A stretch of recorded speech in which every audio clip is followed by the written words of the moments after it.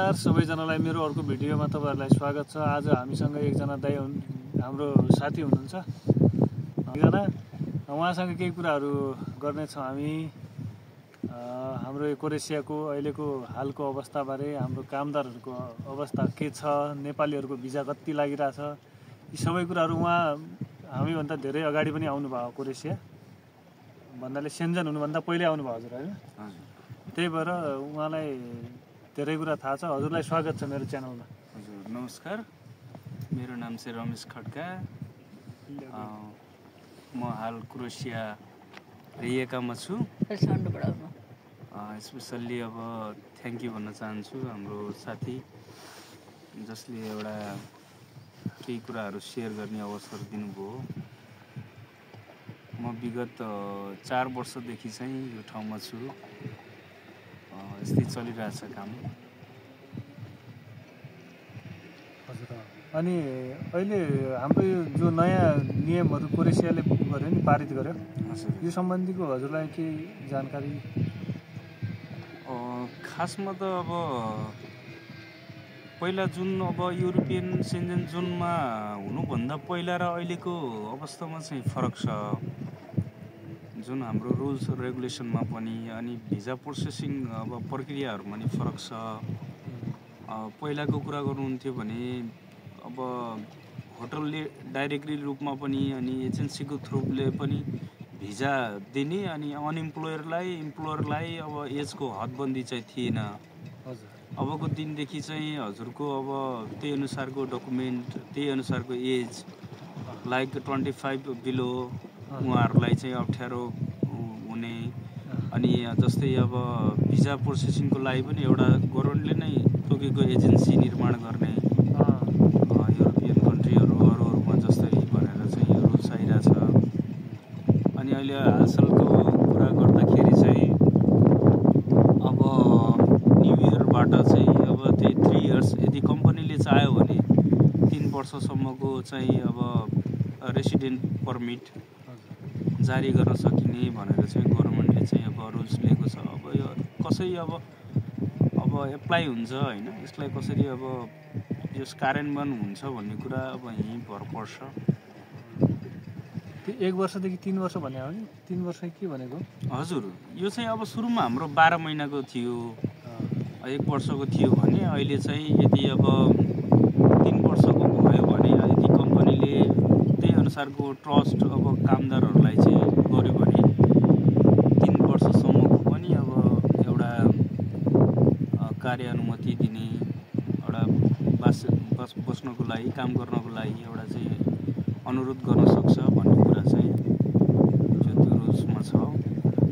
भनेपछि त्यसमा चाहिँ कम्पनीको हात हुने हो। कम्पनीमा ऊ मान्छे कतिको इमानदार छ, कतिको काम गरिरहेछ, कम्पनीले चाह्यो भनेपछि 3 वर्ष दियो। कम्पनीमा डिपेन्ड। यो युरोप कन्ट्रीहरूमा चाहिँ अब अरू युरोप कन्ट्रीहरूको बारेमा भन्दा अब क्रोएसिया एकदम टोटली फरक छ कि। जस्तै अब अरू कन्ट्रीहरूमा अब पोर्चुगलकै कुरा गर्नुहुन्छ भने त्यो इम्प्लोयर बेसिस हुन्छ कि। जस्तै अब इम्प्लोयरमा पनि त्यो अधिकार निहित रहेको हुन्छ। काम गर्ने कामदारले पनि त्यसलाई चाहिँ थोरै अब त्यसको राइटलाई पनि ख्याल गरेर बनाइएको हुन्छ त्यो रेसिडेन्ट कार्ड। तर क्रोएसियामा चाहिँ के हुन्छ भने यो कम्पनी बेसिस जो हजुरले भन्नुभयो, कम्पनीले चाहेमा त्यसलाई चाहिँ जस अब अनुरोध गर्न सक्ने, कम्पनीले नचाहेमा त्यसलाई फेरि अब 1 वर्षकै लागि नै निरन्तरता गर्न सक्ने भन्ने कुरा चाहिँ हुन्छ। त्यस्तै गरी सिजनल कामलाई पनि जो वर्क परमिट इस्यु गर्छ अब चाहिँ 9 महिनाको बनाउने भन्ने पनि सुनिएको। हजुर एक्ज्याक्टली। सिजनल कामको लागि पनि अब पहिला 6 महिना थियो भने अब 9 महिना। अब जस्तै अब होलीहरूको लागि चाहिँ अब 12 महिनाभन्दा माथि। अब त्यही अनुसारले अब कुनै मान्छेलाई हायर गर्नु पर्यो भने अब हजुरको 1 मन्थको जस्तै अब स्यालेरी चाहिँ गर्नुपर्ने। अब जस्तै होल इयरको पर्मिट निकाल्नु पर्यो भने 12 महिनाको बेसिक स्यालेरीको चाहिँ जो इन्कम चाहिँ ब्याङ्क ब्यालेन्स चाहिँ देखाउनु पर्ने हुन्छ, डिपोजिट गर्नुपर्ने हुन्छ। सिजनलको लागि चाहिँ अब 9 महिनाको बेसिक स्यालेरीहरू चाहिँ डिपोजिट जो एजेन्सीले चाहिँ देखाउनु पर्ने हुन्छ।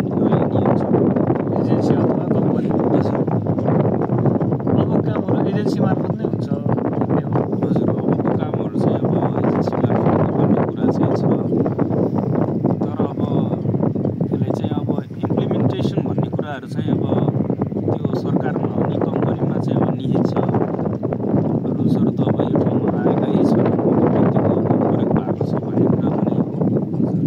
तर पहिलाको भन्दा अब पहिला जसरी सहज थियो, यहाँ अब जस्तै एउटै क्लास हुनुभएको पनि होइन, पहिला 100 जनाको डिमान्डमा चाहिँ 300 जना पनि हायर गर्न सक्नुहुन्थ्यो एजेन्सीले भने। अब केही स्रोत खुलाउनु पर्ने, केही आय स्रोत इन्कम स्टेटमेन्ट देखाउनु पर्ने, त्यही ब्याङ्क डिपोजिटहरू चाहिँ देखाउनु पर्ने, त्यो रिस्क म्यानेजमेन्ट चाहिँ कम्पनीले गर्न सक्नु खालको एउटा चाहिँ जिम्मेवारी पाउनु गर्नेलाई मात्र अब भिजा प्रोसेसिङ दिने, भिजा अनुमति दिने भन्ने कुरा चाहिँ लिएको छ। यो अब कामदारको लागि पनि राम्रो हो।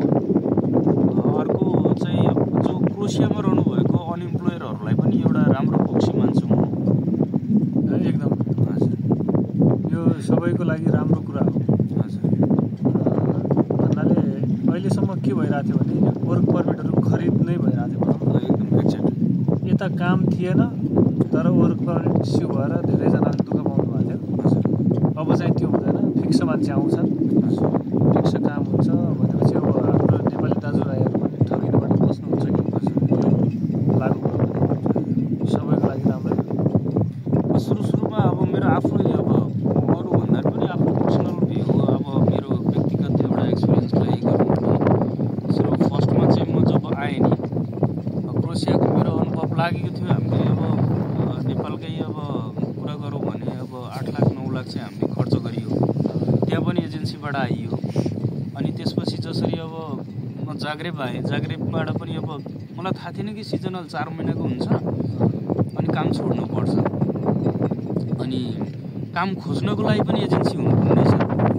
अनि समस्या के रहेछ भने यहाँ मान्छे बढी हुँदो रहेछ के। मान्छे बढी भइदिएपछि फेरि तिनीहरूलाई भगाउनु, जस्तै पोर्चुगल, पोल्यान्ड, ग्रिस, इटली नयाँ सपना बाँडेर चाहिँ फेरि अब काम लागेको पनि हजुरको 700-800 युरो लिने, भगाएको पनि 1500-2000 लिने डबल भनेको दलाल तपाईँको यो डबल फाइदा। हजुर, डबल फाइदा हो। यो नेटवर्किङ रहेछ क्या हजुरको, यो एजेन्टहरूको नेटवर्किङ पनि रहेछ। अहिले चाहिँ यो मामलामा चाहिँ केही रूपमा चाहिँ अब सतर्क भएको छ। यो अब पक्कै पनि यो नियमले कामदारहरूको विषयमा केही सुधार हुन्छ भन्ने चाहिँ मलाई लाग्छ। हस्, हजुरलाई धेरै धेरै धन्यवाद। हुन्छ त आजलाई हाम्रो भिडियो यति नै, हामी अन्तिमतिर पनि आइसक्यौँ। मेरो भिडियो तपाईँहरूलाई मन पर्यो भने लाइक, सेयर, सब्सक्राइब, कमेन्ट गरिदिनुहोला। अनि आजलाई के भन्न चाहनुहुन्छ अन्तिममा मेरो सब्सक्राइबर दर्शकहरूलाई? सबभन्दा फर्स्ट अब धन्यवाद, किनकि अब क्रोसियाको विगत हाम्रो अब अवस्थाको बारेमा यो केही साथीहरू श्रोताहरूलाई पनि हामीले केही सेयर गर्न पाइयो। केही जिज्ञासा छन् भने कमेन्ट गर्नुहोला, अब सब्सक्राइब गर्नुहोला, हाम्रो यो युट्युब च्यानललाई माया गरिदिनु होला। धन्यवाद। जय नेपाल।